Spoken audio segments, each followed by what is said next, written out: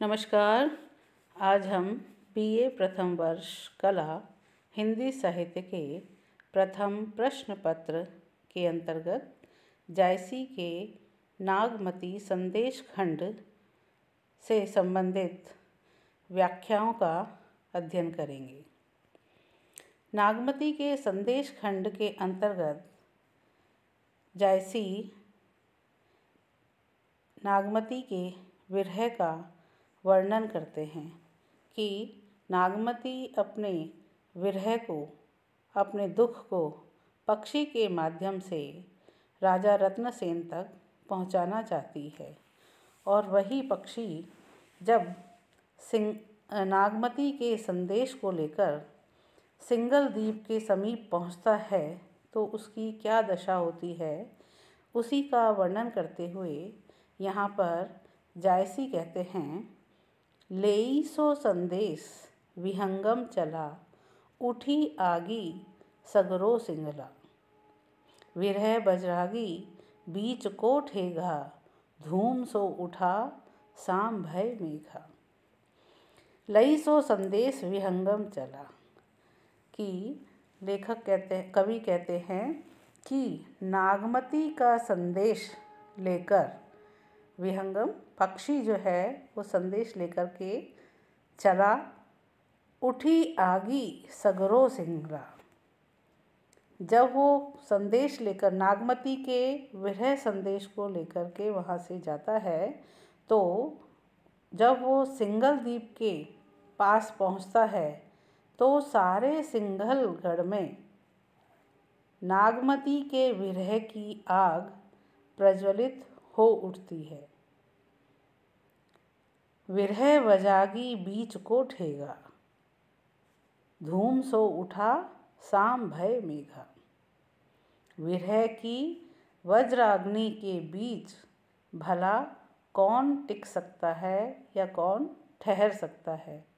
धूम सो उठा, उस विरह अग्नि से जो धुआं उठा है, धूम यानी धुआं, जो धुआं उठा है उससे साम भय मेघा कि मेघ जो हैं वो भी काले हो गए हैं।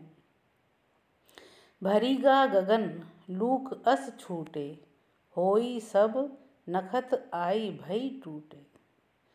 भरीगा गगन, गगन भर गया है किससे, लूक अस टूटे कि जो विरह की वज्राग्नि है उससे, उस ज्वाला से अंगारे निकल रहे हैं और उन अंगारों से सारा आकाश या गगन जो है वो भर गया है। होई सब नखत आई भुई टूटे, मानो वे अंगारे ही आकाश में नक्षत्र बन करके धरती पर टूट करके गिरने लगे हैं। होई सब नखत, सब नक्षत्र हो गए हैं। आई भुई टूटे, धरती पर टूट करके गिर रहे हैं और वही अंगारे क्या हैं, आकाश में नक्षत्र बन गए हैं। जह जय भूमि जरी भा रेहू, विरह के दाग भई जन खेहू कि जहाँ जहाँ पर उस विरह अग्नि से जहाँ जहाँ पर धरती जल गई है वहाँ वहाँ पर वो क्या हो गई है, रेहू, रेत बन गई है, रेत हो गई है। विरह के दाग भई जनु खेहू, विरह की जो ज्वाला है उस ज्वाला से वो जल करके खेहू हो गई है, भस्म बन गई है।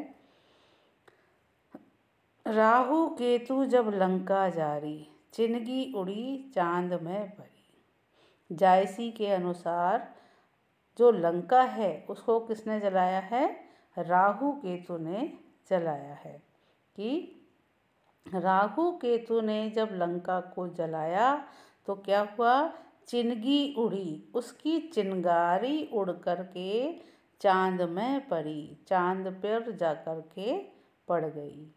जाई विहंगम समुद्र डफारा, जरे मच्छ पानी भा खारा कि वह पक्षी जाई विहंगम समुद्र डफारा कि उस विरह की अग्नि से, उसकी वज्राग्नि से वो पक्षी समुद्र में जाकर के चिल्ला चिल्ला कर के पुकारता है और उसकी इस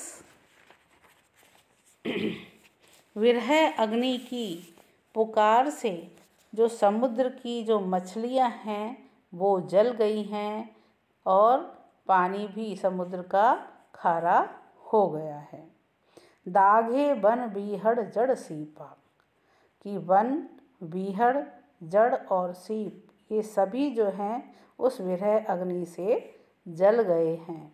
जाई नियर भा सिंघल दीपा, इस तरह वह पक्षी सिंघल द्वीप के पास पहुंचता है तो वहाँ के जो वन बीहड़ जड़ सीप जो भी हैं वो सभी क्या है, नागमती के विरह की अग्नि से जलने लगते हैं।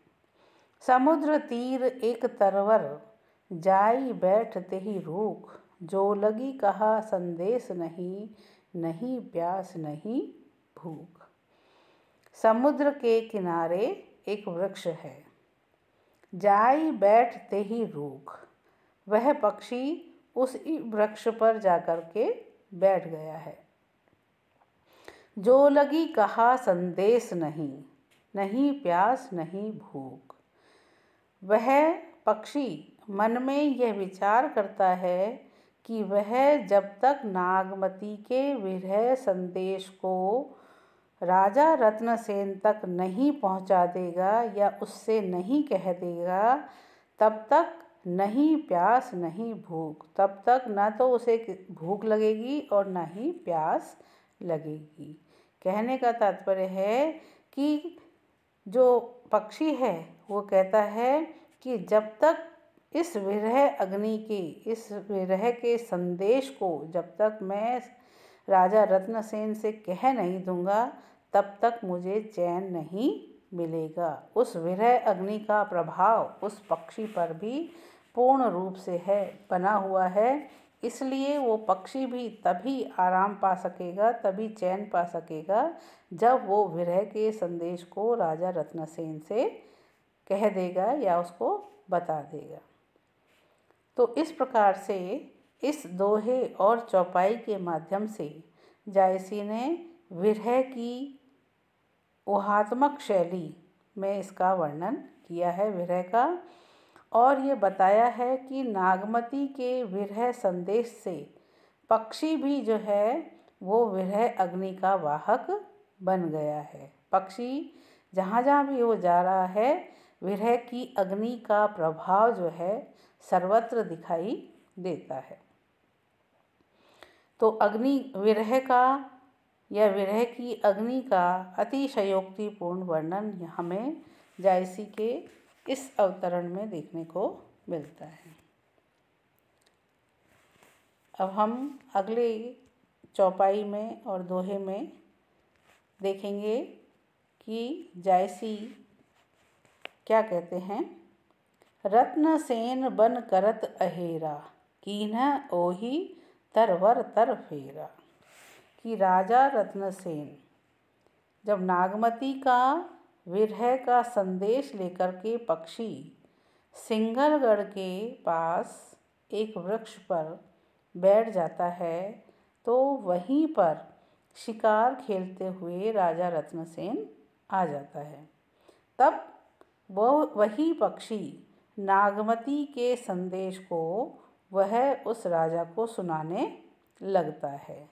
तो उसी के संदर्भ में इस चौपाई में कहा गया है, रत्नसेन बन करत अहेरा, कीन्ह ओही तरवर तर फेरा, कि राजा रत्नसेन वन में शिकार करते हुए या शिकार करते करते उसी वृक्ष के नीचे आ जाता है। कीन्ह ओही तरवर तर फेरा, कि उसी वृक्ष के नीचे आराम करने के उद्देश्य से वो वहाँ पर आता है।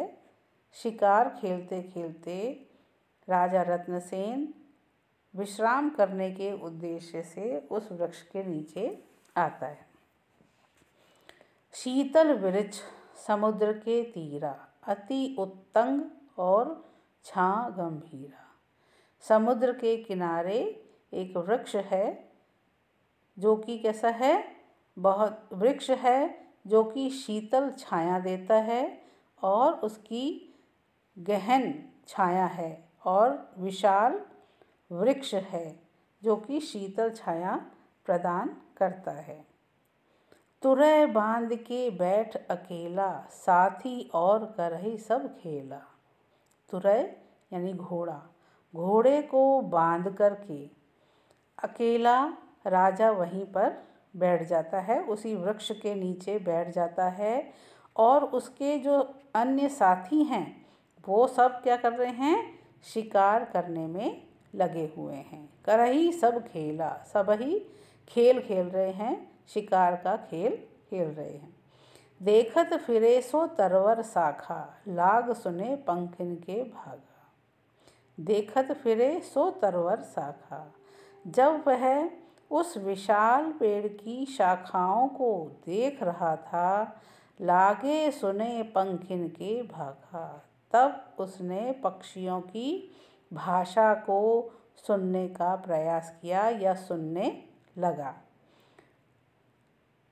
पंखिन में सो विहंगम आहा, नागमती जासो दुख कहा। कि जो पंखिन हैं, जो पक्षी थे उस वृक्ष पर, जिसकी आवाज़ या जिनकी भाषा राजा सुन रहा था, उन्हीं पक्षियों में एक पक्षी वह भी था जिससे नागमती जासो दुख कहा, कि जिससे नागमती ने अपने विरह के दुख का वर्णन किया था, या जिसे उसने अपना विरह का संदेश दिया था। पूछई सबे विहंगम चला, पूछई सबे विहंगम नामा, अहो मीत काहे तुम सामा। कि सभी पक्षी उस विहंगम से उसका नाम पूछने लगे। विहंगम नामा, पक्षी का नाम, पूछई सबे, सभी पूछ रहे थे। अहो मीत काहे तुम सामा, कि हे मित्र तुम इतने श्याम वर्णी क्यों हो, या तुम्हारे काले होने का क्या कारण है, ये सब उससे पूछने का प्रयास कर रहे थे। कहेसी मीत, कि वो कहता है, फिर पक्षी जवाब देता है कि हे मित्र मासक दुई भय, कि 2 महीने पहले जम्बू द्वीप तहाँ हम गए। कि जम्बू द्वीप में मैं वहाँ गया था, नगर एक हम देखा, वहाँ मैंने एक नगर देखा। गढ़ चितौर ओही नाव, उस गढ़ का नाम क्या है, चित्तौड़गढ़ है उसका नाम। सो दुख कहो लगी हम ठाड़े ते ही ठाव, कि वहाँ का रानी नागमती के दुख का मैं कहाँ तक वर्णन करूं, या उसको मैं कहाँ तक बखान करूं। हम ठाड़े ते ही ठाव, कि मैं उसी नगर में ठहरा था, इसलिए वहाँ पर उसकी अग्नि से मैं जल गया, और जलने के कारण ही मैं काला पड़ गया हूँ। तो इस प्रकार से पक्षी ने अपने काले होने का कारण बताया है कि चित्तौड़गढ़ में रानी नागमती विरह की अग्नि से इतनी संतप्त है कि उसके कारण वहाँ के जो सब जीव हैं, पदार्थ हैं, वो सब जल कर के काले पड़ गए हैं। और मैं भी वहाँ गया था, इसलिए वहाँ जाने पर विरह अग्नि से, रानी नागमती के विरह अग्नि से वो काला पड़ गया। तो इस तरीके से जायसी ने विरह की व्यथा का ऊहात्मक शैली में वर्णन किया है।